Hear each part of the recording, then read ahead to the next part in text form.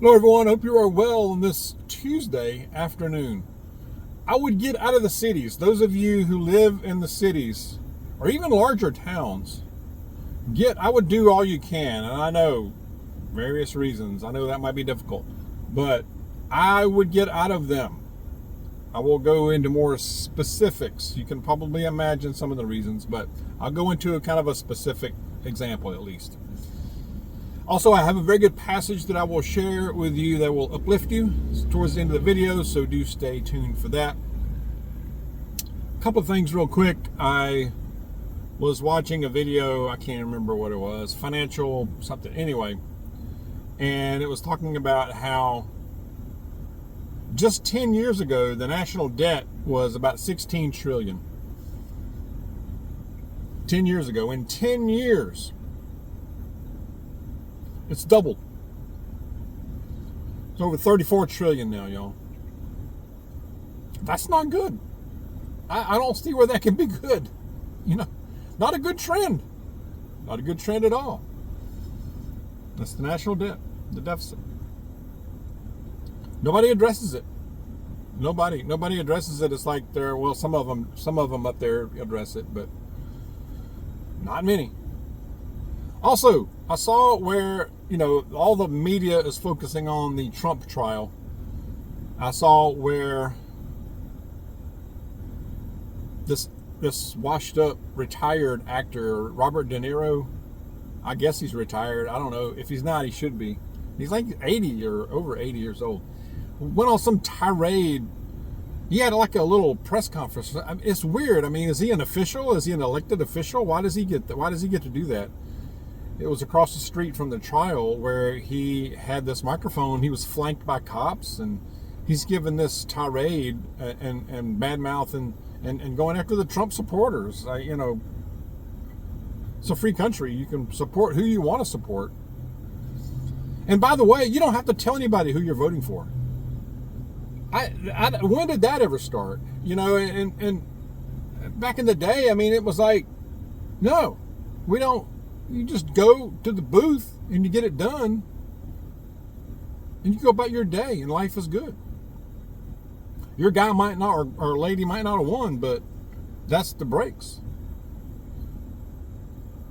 I hate how everything is so highly politicized, and the emotion is unreal in this. Anyway, I digress. But he went on an emotional tirade. And as he's leaving, he's getting lambasted by the Trump supporters, and he's just getting...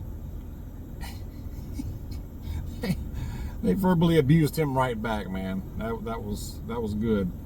And not that even if you're not for Trump, why so much stock put in a celebrity opinion?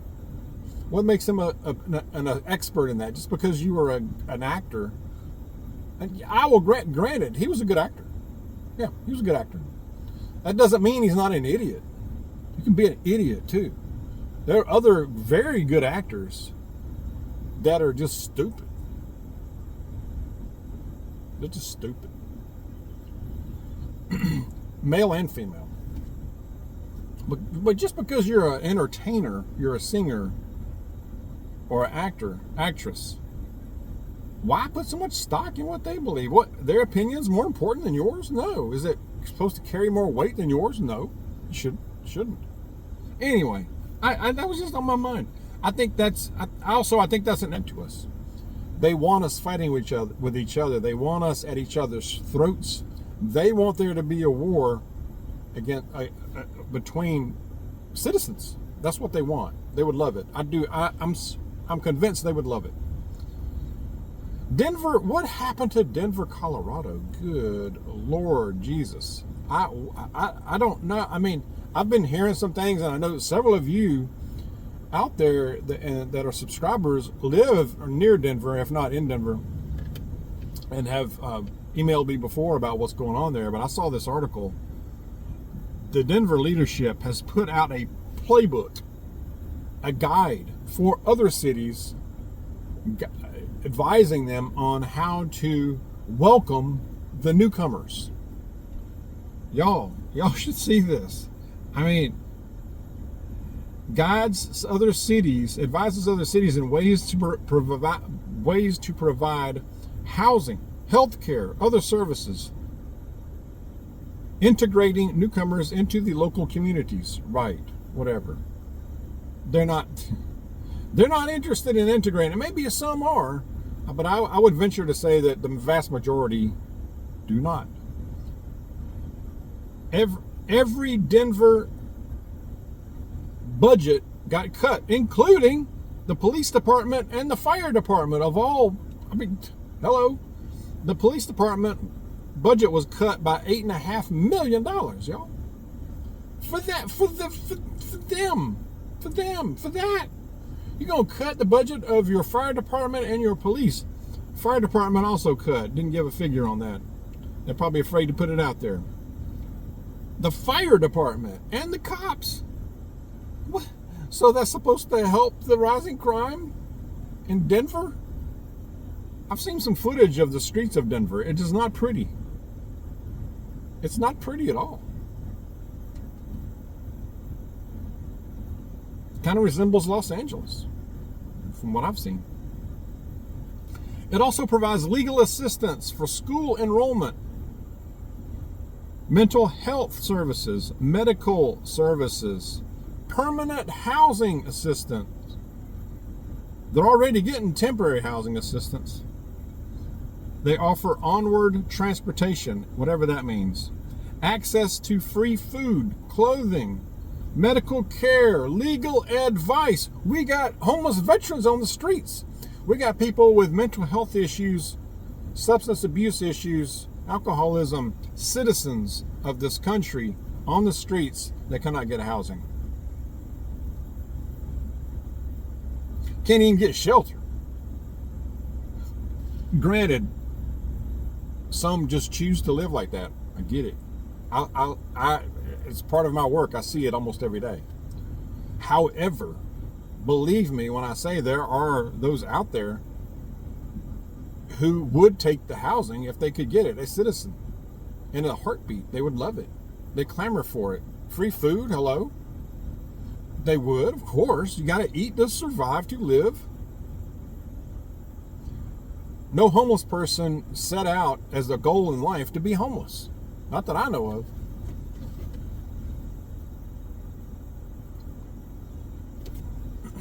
It's unreal. This is maddening. The newcomer playbook. Welcome into your city. Get out of these cities, y'all. It says that Denver has accepted about 42,000 of the newcomers. I don't know, probably more than that, to provide resources and services. They also recommend shower trailers for showers, laundry trucks.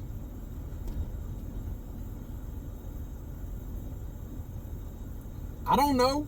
Where's our shower trailer? I could have used one out there today, out there in the road. 90 degrees out here. I know some clients that could use it. I guess it's not happening. Oh well. Laundry trucks. Connected with innovative pre-work authorizations, whatever that means. Work readiness. Something called Work Ready, workforce training opportunities. How many of them are going to take those opportunities? I would love to know. What is the results? Let us know your outcomes. That would be interesting. Most citizens cannot get this stuff. Most citizens cannot get access to this kind of stuff, y'all. How do these people get voted in all the time? Or are they? And I get it, the cities are very blue. But when it's at their doorstep and they can't drive down the road without having to weave in and out of the people that are in the streets trying to wash their windshields and harass them, wouldn't it click in their mind to maybe we should vote the idiots out at this point, at least? I guess it doesn't. What happens when the freebies end? That won't be pretty. I can't see why I wouldn't bankrupt these cities, these towns. What does that do to crime? Gangs, the rise of gangs, the formation of new ones. Can you imagine? I would get out of them, man. I would get out of these large cities, especially if you can. I know everybody's situation is different. I get it. I really do. But heck, I mean, even if you're not in a city, you're going to see newcomers. You're going to see the people. I think we've seen them out here. I mean, not in large numbers, not yet. We have in certain places. But I guess a vast majority of people are so clueless, they have no idea what this is going to do to their life, to them. They really don't. Anyway, and even though the media and everything is quiet on this, just as we speak right here, every hour of the day, more and more and more are flowing all across, y'all, all across the border, freely. There's effectively no border right now. It will crush us. It will crush the systems. It really will. I gotta go to the verse. I gotta go to a passage right now because I'm getting worked up. All right, Colossians chapter 1, verse 13 and 14. When some of Paul's writings says, "He has rescued us from the domain of darkness and transferred us into the kingdom of the Son he loves. In him we have redemption, the forgiveness of sins." In Jesus we do. In Jesus we have redemption. Our wrongs forgiven. The gift from God. Rescued us. That is encouraging. It's always encouraging to hear, to be reminded that no human's going to save all this in November. Nope.